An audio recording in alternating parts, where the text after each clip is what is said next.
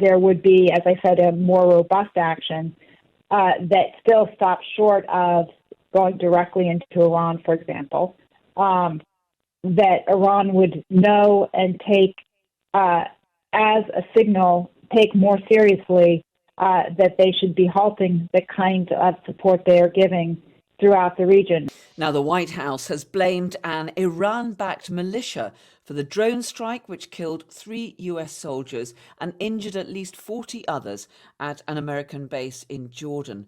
President Biden has said he's already decided what the US response will be, though no details have been given. The National Security Council spokesman John Kirby said US intelligence believes the Islamic resistance in Iraq was responsible for the attack. We believe that the attack in Jordan was planned, resourced, and facilitated by an umbrella group called the Islamic Resistance in Iraq, which contains multiple groups, including Kataib Hezbollah. Was KH the principal behind it? They seem to have fingerprints of this sort of precise attack. As I've said, I mean, this certainly has the earmarks of the kinds of things that Kataib Hezbollah does. But again, for our purposes today, and the question you're asking, the attribution that our intelligence community is comfortable with is that this was done by the umbrella group called the Islamic Resistance in Iraq. Well, that was the National Security spokesman, John Kirby. Mara Rodman is a former Deputy Assistant to the US President for National Security Affairs and was also Chief of Staff for the National Security Council under both Presidents Obama and Clinton, and joins us now. Good evening to you, Mara. Good evening. What do you think is the significance of what we heard from John Kirby there, talking about this Islamic resistance in Iraq, which appears to be some kind of umbrella group for a number of militant groups? Sure, thanks. Well, I think it's significant that Kirby, and it means the U.S. intelligence community, the president felt comfortable identifying Iraq as the location of where this umbrella group had executed its action from. That said, it's also pretty clear, and I think you can hear it kind of between the lines in what Kirby is saying, that this is one of several groups, entities in the region being supported by Iran, being supplied by Iran. And so I think that the decisions that the United States will take in terms of action keep that in mind as well. Yeah, what do you think this tells us about the way in which the US may respond to this attack? Because they've made it clear there will be a response. President Biden said yesterday that he'd decided what to do, though, of course, he's not going to tell us in advance. Where do you think they are likely to strike? So I think what is likely is a multi-pronged effort here. Obviously, the region is fragile, and President Biden and his administration has no interest in further inflating the conflict or the chances of greater regional conflict. At the same time, they recognize that they need to take action that ideally is more effective than what past kind of tit-for-tat strikes have been. There's been more than 150 strikes on U.S. entities just over the past several months.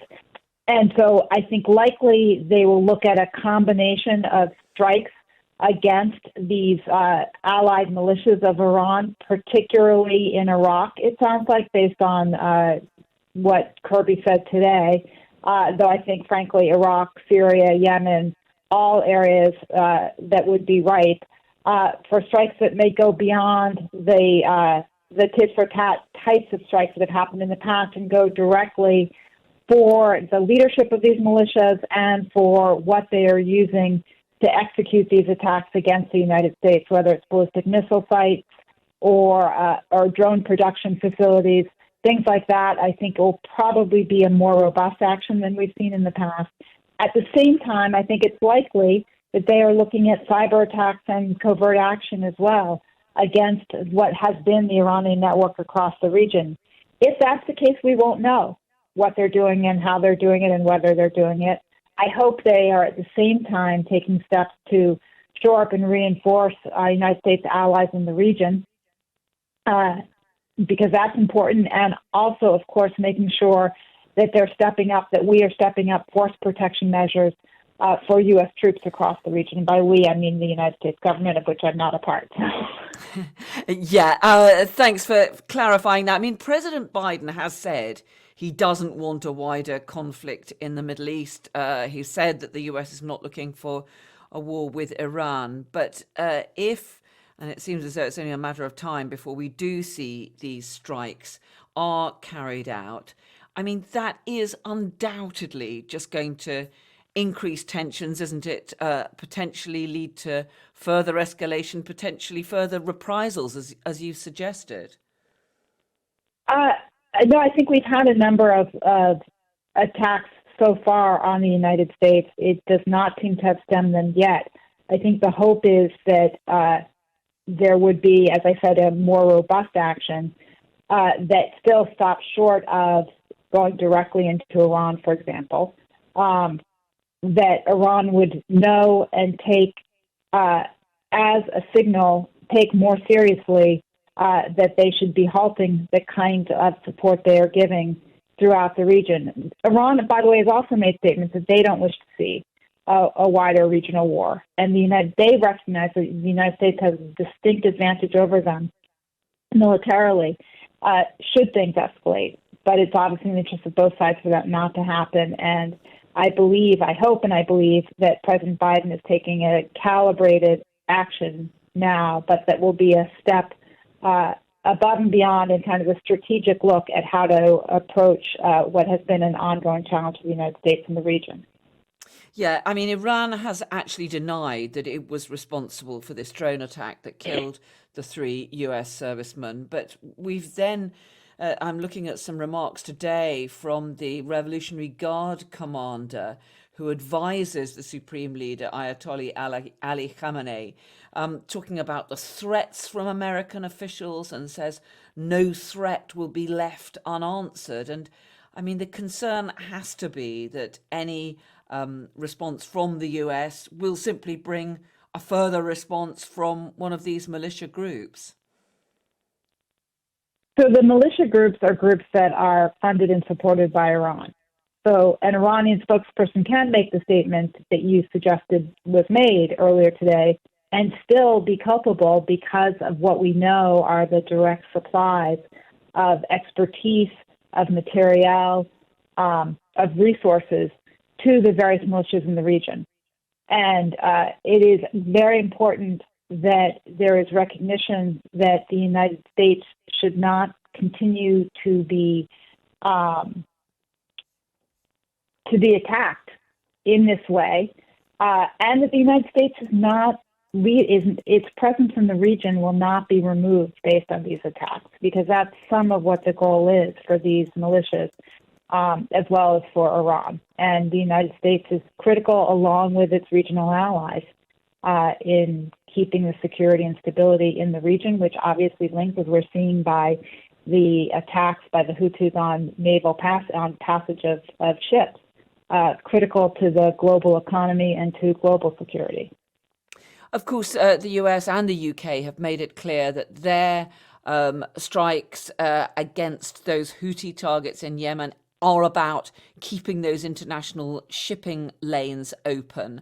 But the Houthis have made it clear that they see their action as in support of the Palestinians in Gaza with the war going on. We've now heard that Hezbollah, which is another militant group backed by Iran, which is in Lebanon, saying that it will halt attacks on Israel if there's a pause in the fighting. And it does seem as though there are further talks still going on. Hamas yesterday was said to be studying proposals for a further pause, of course, with the goal of trying to not just get some humanitarian supplies into Gaza, but also to try to get the release of more of the Israeli and American hostages still being held by Hamas. I mean, how important do you think it is that we get another pause in the fighting in Gaza? I think the importance of a pause is reflected in the direct engagement of Bill Burns, our CIA director. in previous rounds, but also in this round, and the amount of time and attention this has received as well from President Biden, both for the critical importance of getting the hostages that have been so unjustly held under terrible circumstances out of Gaza, and being able to get humanitarian aid into Gaza for the many innocent Palestinians who have suffered so grievously because of the actions of Hamas, because of how Hamas uses innocent civilians, whether Israeli or Palestinian, for its own means. Mara Rodman, former Deputy Assistant to the US President for National Security Affairs, also was Chief of Staff for the National Security Council. Really good to have your insight. Thanks so much for joining us tonight. Thanks for having me. I appreciate it.